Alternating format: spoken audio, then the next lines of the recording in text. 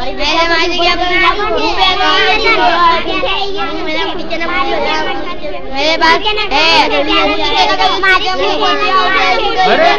बच्चों, इतना शोरगुल क्यों मचाए हो? शांत हो जाइए बच्चों, शांत हो जाइए। क्यों भाई बच्चों, आज पढ़ाई करने का इरादा नहीं है क्या? हाँ समझ गया भाई, पढ़ने से डरता है क्या? आई लो कर लो बात, कोई बात नहीं। तो आप सब कहानी सुनना चाहते हो? आई तो फिर हो जाओ तैयार कहानी सुनने के लिए और देखने के लिए। हाँ बच्चों, हाँ मैं आज आप सबको कहानी सुनाऊंगा और दिखाऊंगा भी। तो बच्चों, एक छोटा सा मगर बड़ा सुंदर गांव था। उस गांव का नाम भी बड़ा प्यारा सा था, सज्जनपुर। जैसा गांव का नाम था वैसा ही गांव था, मतलब कि गांव के लोग भी सज्जन थे।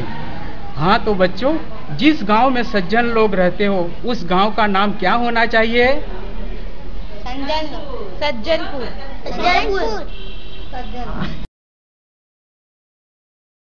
बच्चों देखिए, आप देख रहे हैं एक छोटा सा सुंदर सा गांव सज्जनपुर।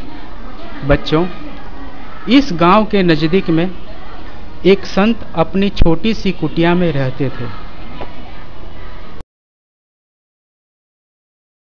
बच्चों, यह संत बड़े परोपकारी और ज्ञानी थे। वे सदा दीनहीन लोगों की सेवा करते थे, उनकी मदद करते थे। मानवों की सेवा करना ही उनका धर्म था। लोगों की सेवा करने के बाद जो भी समय मिलता उसमें वे ईश्वर की पूजा करते थे। यह संत सच्चे मन से, सच्चे दिल से मानवता के पुजारी थे। इसलिए गांव के सभी लोग संत का बड़ा सम्मान करते थे, उनका आदर करते थे, संत का कहना मानते थे और सभी लोग मिलजुल कर रहते थे। बच्चों, एक बार क्या हुआ जानते हो? बहुत बुरा हुआ। एक छोटी सी बात को लेकर गांव में दो वर्गों के बीच मतभेद हुआ। एक वर्ग के लोग कहते थे हमारी बात सच्ची है, तो दूसरे वर्ग के लोग कहते थे नहीं हमारी बात सच्ची है, तुम झूठे और मक्कार हो, नहीं तुम झूठे, नहीं तुम नहीं तुम नहीं तुम। इस तरह दोनों वर्गों के लोग एक दूसरे पर इल्जाम लगाकर झगड़ने लगे और अंत में यह गांव दो वर्गों में बंट गया। बरसों से साथ रहने वाले लोग एक दूसरे की जान के दुश्मन बन गए। बच्चों, ऐसा लगने लगा कि सज्जनपुर गांव के कभी भी खून खराबा हो सकता था।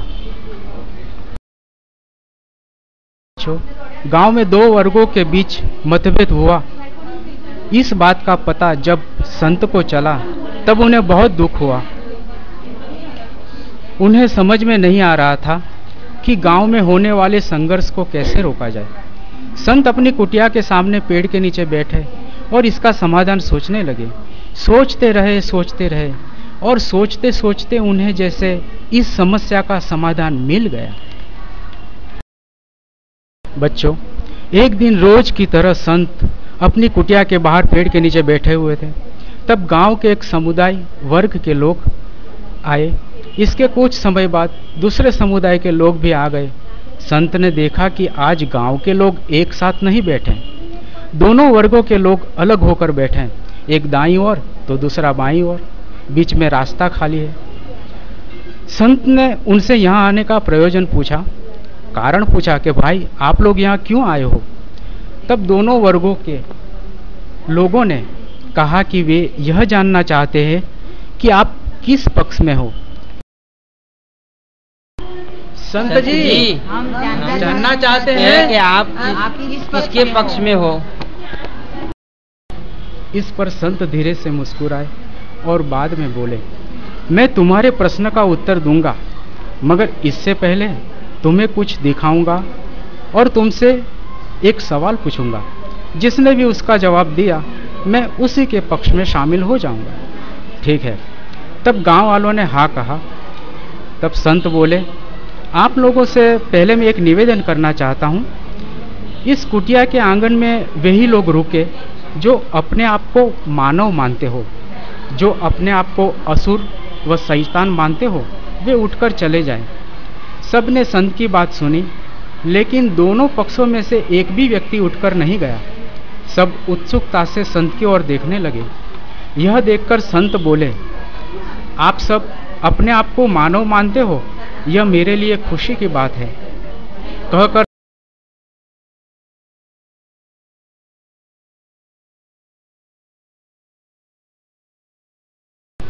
संत की आवाज सुनकर एक सफेद रंग का खरगोश संत के पास आकर बैठ गया।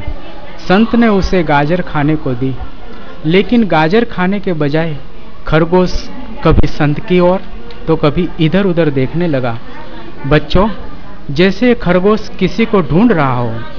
खरगोश का यह इशारा संत ने जाना और बोले, ठीक है बेटा, उसे भी बुलाता हूँ। और जोर से आवाज लगाई, काली, ओ बेटा काली।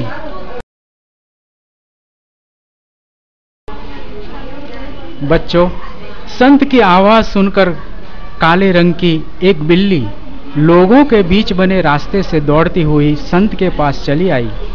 बिल्ली को आता देखकर गांव के लोग सोचने लगे, अरे भाई, ये बिल्ली तो खरगोश को खा जाएगी, उसे मार डालेगी, अब क्या होगा खरगोश। लेकिन वहां पर देखो, खरगोश तो डरने के बजाय फुदकता हुआ सामने बिल्ली के पास चला आया। दोनों बड़े प्रसन्न हो रहे थे। गांव के लोग यह देखकर चकित रह गए। संत ने बिल्ली के सामने दूध का कटोरा रखा। काली बिल्ली ने दूध के कटोरे पर एक नजर डाली, लेकिन पिया नहीं। वह भी अपने आसपास दूर तक देखने लगी, फिर संत के सामने देखने लगी। बच्चों, इस बार भी संत ने बिल्ली का इशारा समझ लिया। हाँ बेटा काली, हाँ, उसे भी बुलाता हूं, कहकर एक बार फिर से आवाज लगाई, लालू, ओ लालू। संत की आवाज सुनते ही लाल रंग का एक कुत्ता दौड़ता हुआ संत के पास आकर खड़ा हो गया। लालू को देखते ही धोलू खरगोश और काली बिल्ली भी उसके पास चले आए। अब तीनों मिलकर खेलने लगे जैसे एक ही परिवार के बच्चे हो। उन्हें एक साथ खेलता देखकर गांव के लोग बड़े विस्मित हुए। बाद में संत ने 2 रोटियां लालू को दी। रोटियां लेकर लालू धोलू खरगोश और काली बिल्ली के निकट आया।